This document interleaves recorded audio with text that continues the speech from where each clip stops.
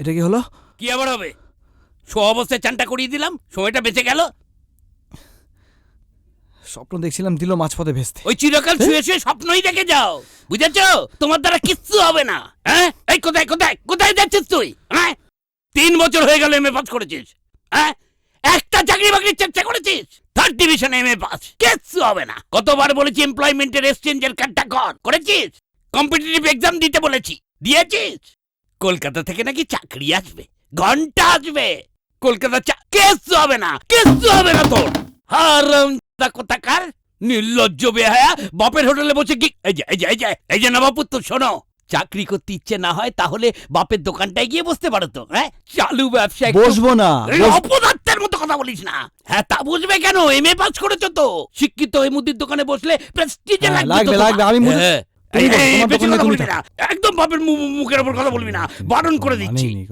শোন, এই শোন, তোকে আমি বলে দিচ্ছি, আজকে বাপের কথা ভালো লাগছে না তো, যখন বয়স হবে না তখন তোর দুঃখে শিয়াল কুকুর কাঁদবে। আমি বুঝবো, তুমি বসো তোমার মুদির দোকান নিয়ে। এই অপদার্থ কুক।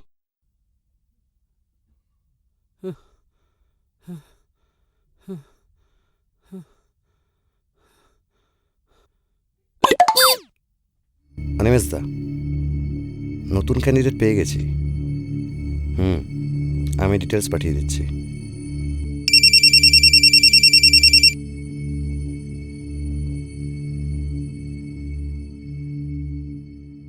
Start the procedure.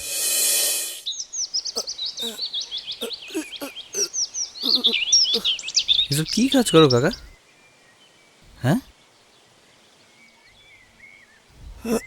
বড় কিছু করতে পারো তো? পেট চালানোর জন্য কিছু তো একটা করতে হবে, তাই। পেট চলে এতে? কপা চাপাও। লেখাপড়া শিখিনি বাবু, কি আর করব। বড় কিছু ভাবো। তোমাদের মতো লোকেদের জন্য না দেশের আজকে এই অবস্থা।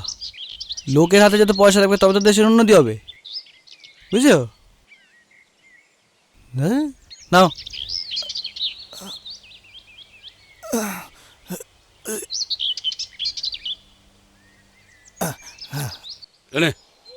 যা, ছেলেটার জন্য পাগল হয়ে গেলাম রতনদা। 26 বছর বয়স হয়ে গেল, এখনো কাজকর্মের কোনো নামই নেই। আরে এই বয়সে একটু মন চঞ্চল থাকে জানো, আমাদেরও ছিল। ওসব পরে ঠিক হয়ে যাবে। সেই জ্যোতিষীর কেস এখনো চলছে বিমলদা?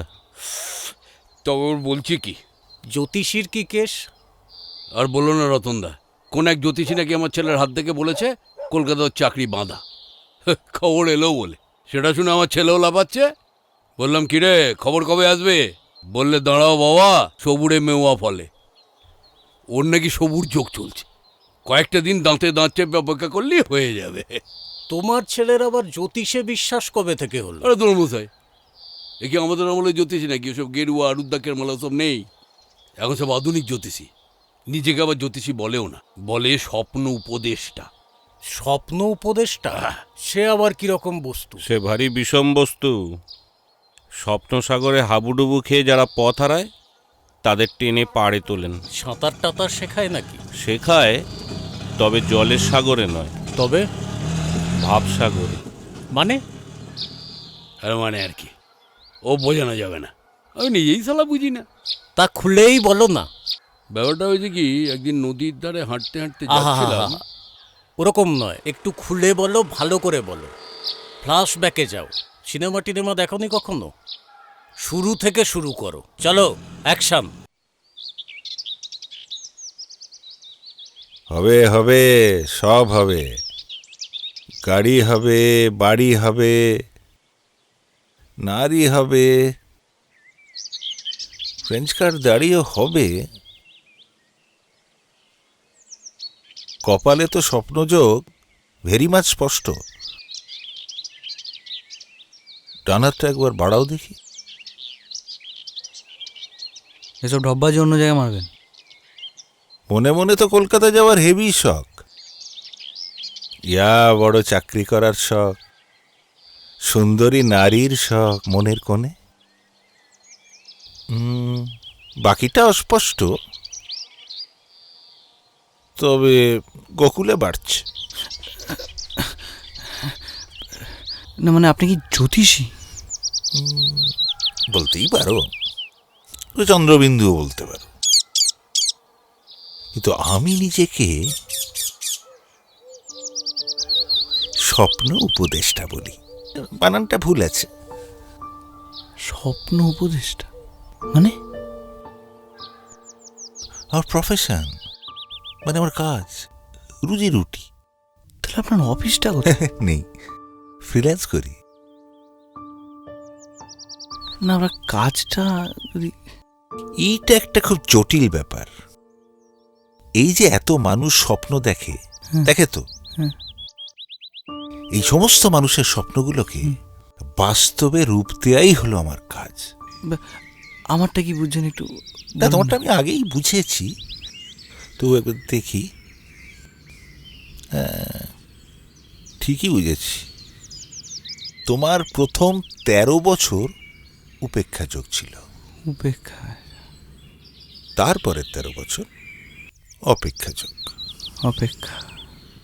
তবে এখন ঠিক আছে। এখন ঠিক আছে? হ্যাঁ তা বলছি আমার চাকরিটা হবে? হ্যাঁ, আলবাত। কিন্তু কি চাকরি হবে? অফিসটা কোথায় হবে? কিছুদিন বাদে পূর্ণিমা আসছে, সেই সপ্তাহে। হয়ে যাবে? একদম। পূর্ণিমা? সে তো আজকেই। একটা কিছু খবর টবর এলো নাকি? মশাই, তুমিও যেমন কোথাকার কোন স্বপ্ন উপদেশে কি বললো তুমিও বিশ্বাস করে নিলে। আরে এরকম বুজুর্গ না হাজার হাজার আছে। হ্যাঁ, না না না, সব কিছু এমন উড়িয়ে দিতে নেই। জানো, আজকাল আমারও একটা স্বপ্ন দেখার বাতিক হয়েছে। আগে এতটা দেখতুম না, বা দেখলেও মনে থাকতো না। আজকাল প্রায় রোজই দেখি, মনেও থাকে স্পষ্ট। ভাবছি লোকটার সঙ্গে যদি একবার খোঁজ পাওয়া যায়, দেখা পাওয়া যায়, তাহলে একবার দেখিয়ে নিলে ভালো হয়। বলা তো যায় না, কল্কি অবতার এখনো বাকি। কিরকম স্বপ্ন দেখেন? কিরকম স্বপ্ন মানে? না, অ্যাডাল্ট। শোনো ছোঁড়া, 60 বছর বয়স হয়ে গেল, আমি শিশু নাকি যে এখনো অ্যাডাল্ট স্বপ্ন দেখবো? আহা, চড়ছেন কেন?